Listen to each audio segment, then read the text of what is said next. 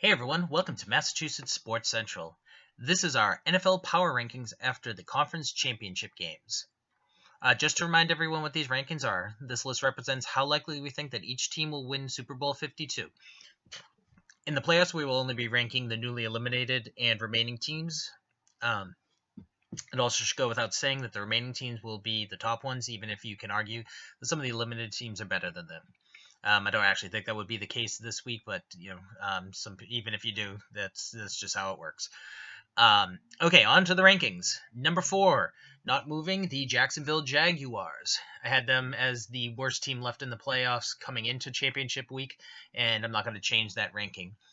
Now, they played very well. They gave the Patriots all they could handle. Obviously, they were in position to win before Brady was able to get those 2 late touchdown drives going, and ended up beating them with a fourth quarter comeback from being 10 points down. The Jags basically played really, really good for 3 quarters. Couldn't keep it up in the fourth. The defense was very solid, as you would expect, so that wasn't surprising that they did pretty good on D until they more or less fell apart in the fourth quarter. Though, of course, you could blame a lot of that on the fact that the offense could get absolutely nothing going. Basically, the offense played very well in the first half. They got the running game going. Bortles didn't make any mistakes and actually made several very good plays, and they were able to rack up a bunch of points. While the defense was able to hold the Pats down for the most part. In the second half, the offense definitely struggled to do the same kind of things they were in the first half, and in the fourth quarter, they couldn't get anything done. This team, I did not give this team a lot of credit throughout the year. At this point, I do have to say that they clearly exceeded my expectations, and I was wrong on them. Can't just say that they stunk and got lucky. No, they had a superb defense, and the offense. The running game was very good. They could execute plays. And Bortles isn't good, but he was not as bad as I would have expected him to be, and he played very well in this game. So they have something to build on. Let's see if they can keep it up next year. But they should be able to stand with their heads held high. All right, number 3, moving down one spot, the Minnesota Vikings. So I picked them to win against the Eagles. I didn't think it was going to be, I didn't think they were going to dominate the Eagles, but I did think that they were the better team and were going to win.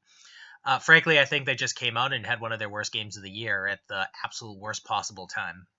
That's not taking anything away from the Eagles, because clearly they were able to take advantage of of some lackluster performances on the Vikings side. So it's not like they just squeaked by. I mean, they killed them. But like I said, I think that is as indicative of the Vikings just having a bad night versus them being just that much worse than the Eagles. That defense is still pretty impressive, even though they got lit up in this game. So basically, if just based on these rankings, I think if you had the Vikings going against the Jags, that the Vikings are going to win most of the time. So that's why they're ahead of the Jags still. So it was, again, another great season for them. I believe most of their top guys are still under contract for next year. Now, they have the weird thing at quarterback where Keenum, Bradford, and Bridgewater are all free agents, or at least potentially free agents. I know there's a little weirdness with Bridgewater's contract because he missed the full season kind of thing. But clearly they're not all going to be back. Not sure which ones are and who's going to be starting, and if they're going to play well or not. It's a little bit hard to say, because obviously Keenum had by far the best season of his career. Bradford had played really well in the one game that he started before getting hurt. Bridgewater had a ton of talent, but hasn't played in nearly 2 years. And let's, not overly romanticize like how good he was when he was playing. Now, he could develop, but can he still develop even though, in spite of the injury? So it's a little disappointing for the Vikings, because I think that this was probably going to be their best chance, because I don't think any of the quarterbacks will play as well as Keenum did for the most part this year moving forward. My guess is they're going to go with Keenum, try to keep him around, and maybe Bridgewater as well, and have them compete. If Keenum wins the job, I think he had a career year. I just don't think he will play this well again. Now, the question is, was it a career year like he'll be 85% as good with that defense and that running game, in which case they could still compete? Or was he going to be like in general, 65, 70% of what he was this year, in which case they're going to basically look like the Jaguars did coming into the season with a great defense, pretty good, a very good running game, and no quarterback. All right, anyway, moving on to our actual Super Bowl participants. Number 2, the Philadelphia Eagles moving up the one spot after destroying the Vikings in the NFC Championship game. They were aggressive and they executed marvelously. And as I said, the Vikings did not have a great game, but the Eagles pounced on every mistake that they made and made them pay for it dearly. So this is a good. I've been saying ever since Wentz went down. I don't know why people basically just wrote them off and said they had absolutely no chance. Sure, they would be in a much better position if they had Wentz. I don't think anybody's going to argue that. However, Foles is not bad. He's not great, but he's not bad. He was one of the best backups coming into the year. He hadn't played very much. Now he's gotten a little bit some game reps and he's playing pretty well. Now, do I think that the performance that he had in the NFC Championship game is indicative of what he's typically going to do? Hell no. That game was superb. Outside of that 7-touchdown game he had back in 2013, this might have been the best game of his career. So you can't expect him to just do that over and over again. But he's not that bad. Okay? And they have a great defense. They have a very good offensive line. They have a very solid running game. They have talent, at every level on both sides of the ball. They have good special teams. This is a complete team that can very much compete with anybody. And if they still had Wentz, they might be the favorites. So it was ridiculous that they were underdogs to Atlanta. I can get why they were underdogs to the Vikings, because I think the Vikings were even if both teams were at full strength, I still think that they maybe give the Eagles a slight edge, but it would have been pretty close to a pick 'em. On a neutral field, let's say. With the Eagles at home, I would definitely take them. So obviously downgrading a quarterback's a big deal, but this Eagles team is very strong and certainly should be not overlooked as just a tomato can for the Patriots to take out in the Super Bowl. That is far from the case. Now, I think the Patriots are a better team overall, with their experience, their coaching, and obviously the ridiculous advantage they have at the quarterback position. Even saying Foles isn't bad. I mean, obviously, that's a different thing than saying he's anywhere near as good as Tom Brady.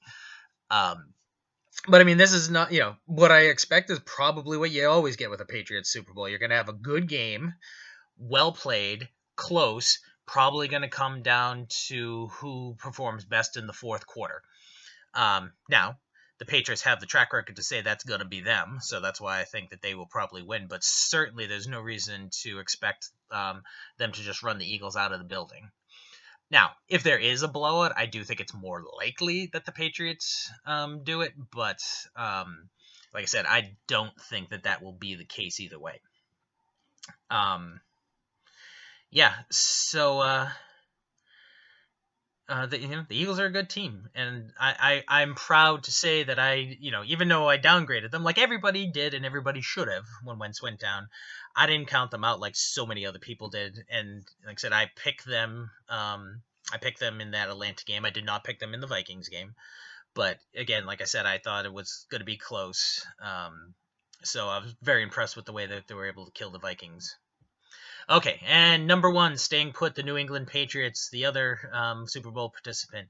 So touched on a bit of this stuff when we were just talking about the Eagles. I do think that they are probably the slightly better overall team because of certain advantages. Like I said, the obviously the big quarterback advantage, and Belichick is the best coach in the league. So if it comes down to that kind of stuff, I would expect the Patriots to have an advantage there. Obviously, if the Eagles jump out like they did on the Vikings, no small coaching things are going to make that big of a deal.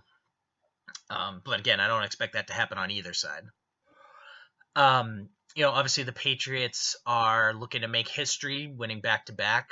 Not too many teams have done that. No team has done it since they actually did it back in the early 2000s. They're trying to win 3 out of 4, which has only happened 2 other times, and not since they did it in the early 2000s. Obviously, that could also be setting them up for a potential historic run next year if they're able to get back to the Super Bowl, because only has it happened for teams to get to 2 or more consecutive Super Bowls. That's only happened twice before. And one of those was the '90s Bills, where they didn't even win any. The other one was the early for you historical buffs. The other one would have been the early '70s Dolphins team, where they went to 3 straight. That's one of those seasons was that undefeated season. They won 2, lost 1. So, um, if they can get back next year, they would match that, even if they don't win. So they're playing for that stuff. Obviously, Brady's generally being considered the GOAT, greatest of all time at the position. Winning another one would strengthen his case, put him more ahead of stuff. People are starting to talk about, is he just the greatest athlete in all sports? Getting comparisons to like Muhammad Ali and Michael Jordan and Wayne Gretzky and guys like that.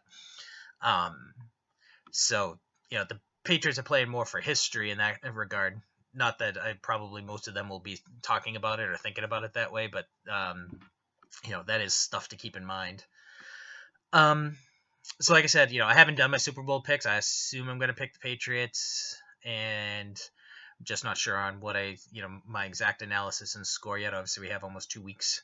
So I will have that stuff probably Friday or Saturday before the Super Bowl. To have full injury reports. Because obviously, so Gronk didn't even talk about this. Gronk getting that concussion in the Jags game, that's pretty big.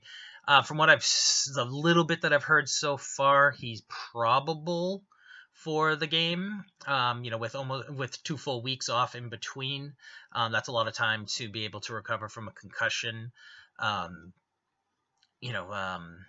You tend to actually see these things being a bigger problem. Now, obviously, every guy is different, and every concussion could be different. But you see this being a bigger deal, like if somebody gets hurt on a Sunday and they have a Thursday game or something. That's a lot of times you don't see it, or they might miss it for a week, or if they have had multiple concussions, it's a bigger deal. As far as I know, with all the injuries that Gronk has had, I don't believe he's ever had a concussion before. So it seems encouraging that he will be able to play, and obviously it's a very big deal. If he's out of the game, then that definitely could swing things dramatically towards the Eagles' favor. Even though, obviously, they came back against the Jags this past game when Gronkowski was out, and they weren't expecting him to be out. Obviously, if he's not going to play, they have 2 weeks to game plan around that, which will make them more dangerous. It's always worse to lose a guy during a game than like having him out beforehand, and you can at least like prepare for it. Okay, so anyway, so we're not really going to do a post-Super Bowl ranking, since it's just going to be the winners first and the losers second. I have yet to decide how many we will do in the offseason, but we'll probably do at least one prior to training camp, and we'll definitely have a preseason ranking before the start of the 2018 regular season, if nothing else. All right, thanks for watching, and please like, comment, and share the videos, and subscribe to our channel. You can also follow us on other social media. Facebook and Twitter are both @MA Sports Central. Thanks, and we will see you soon.